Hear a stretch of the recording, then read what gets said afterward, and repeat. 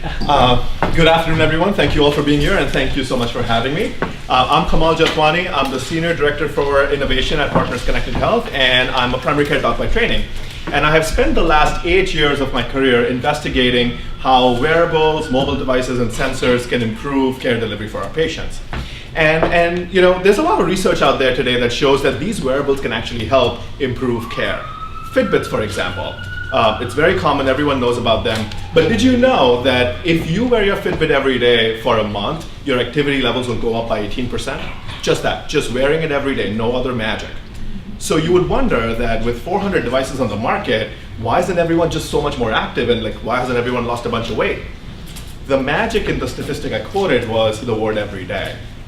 The problem with Fitbits or any of those wearables is that most people will stop wearing them in 2 weeks, and 70% people will stop wearing them altogether in 12 weeks, altogether. So there's all this potential. You could lose weight, you could be more active, and yet people aren't using it. So my team and I decided to use artificial intelligence to solve this problem. We ran a study with several hundred people, and we collected a bunch of data about them. So behavioral data, medical record data, et cetera, and gave them a Fitbit and literally watched them use it for 3 months. Every time they would fall off the wagon, we would call them and interview them and figure out, why did you stop using it, right?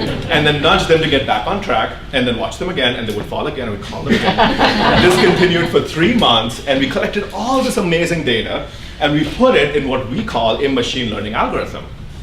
Now, I don't want to use that word and not explain it because the judge will ding me. So when you go to Google and you type a little search and you say, why did Donald Trump, right? It predicts a bunch of things that you think you're asking, right? Do that search, it's really entertaining. So they do that, and Google will predict what you're asking, and it'll base it on millions of other searches. Similar technology. So we used a similar technology, put all of this data in there into a machine learning algorithm, and then crossed our fingers and hoped to God it worked. And it worked. What we found at the end of this machine learning algorithm was that the product we created was 80% successful in answering 2 key questions. Question number 1, how active will you be? Are you someone who's going to have 4,000 steps a day or 8,000 steps a day?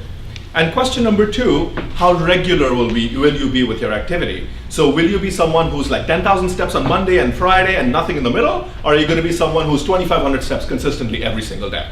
And that makes a huge difference, even though the average number of steps in those 2 scenarios is the same. What we found is that the higher the variability, which means the more there's a difference day to day, the higher the chance that you'll stop wearing your tracker. And it actually has has an effect where the more the variability over time, the sooner you're going to stop wearing it.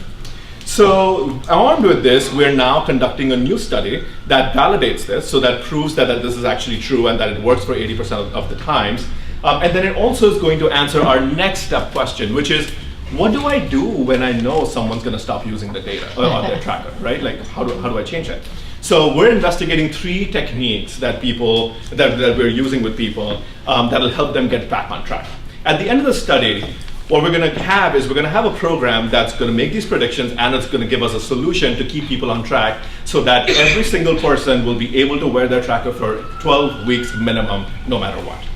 Now, a recent study pegs the cost of obesity at about $92,000 on a person's lifetime per person. That's $200 billion a year in the United States alone, and that's the cost of obesity. If our program can reach just 100 people per state in the US, and we can help them keep to their tracker for 12 weeks, we can reduce $200 million of cost from the system every year. And that's how impactful this is. 100 people, 50 states. Our goal is to reduce $100 million cost from obesity from the country. Thank you.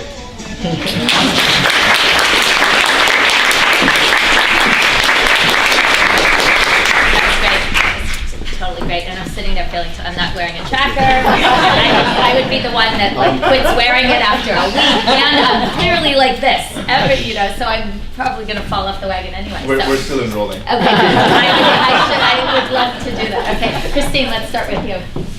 Oh my goodness, you had me at hello. Want to lose 5 pounds.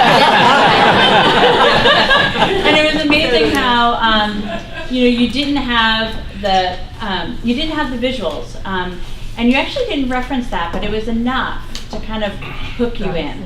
I think really, so that engagement and interest, for me personally, once I had my Fitbit, it's been on my wrist, and I've never been able to figure out, is my activity increasing? Because ever since I've had it on, I've been more active. And so it was an interesting one because it got to me where I am personally. I don't know how that is for others, but for me, for my own engagement and interest. The other piece that I really loved is how you modeled the process. So talking about your algorithm and hoping that you find something. That is true so often in science, and we don't acknowledge that very often. And also the importance of validating the study. So between kind of the hitting me with the personal interest, starting with an engaging question, and modeling the process, I thought it was very well done. Karen?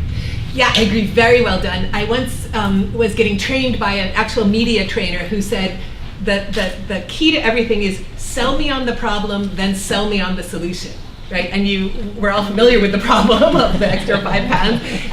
I felt a little skeptical about the solution because I don't really see, you waved your hands around the machine learning stuff and that's okay, but I still don't understand why you need AI to figure out something that really seems like it might be fairly simple math and nagging people. So that was a question that remained in my mind, but I definitely felt sold on the goals.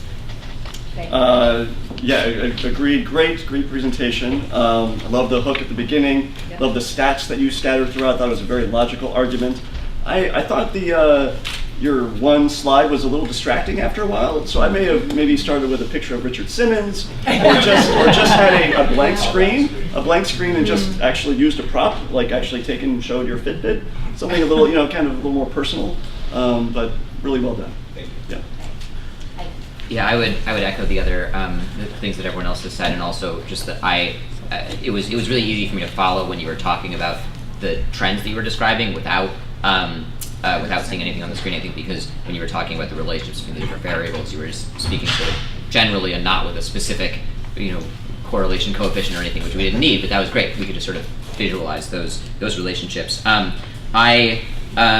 There was one thing I was confused about when you said something's 80% successful, and then I don't quite know what that means, and then you described it. One is it works 80% of the time, but is that in 80% of the people? And if I'm a person who is thinking about modifying my behavior based on the outcome of this, I don't know it would be useful to know more specifically what that means. And I think also that this may have been just a matter of getting sort of pressed for time at the end, but I think that the link between increasing exercise and changing your weight is a little more complicated than you may have had time to explain. So sort of giving more complexity or nuance to that might help make your presentation more convincing.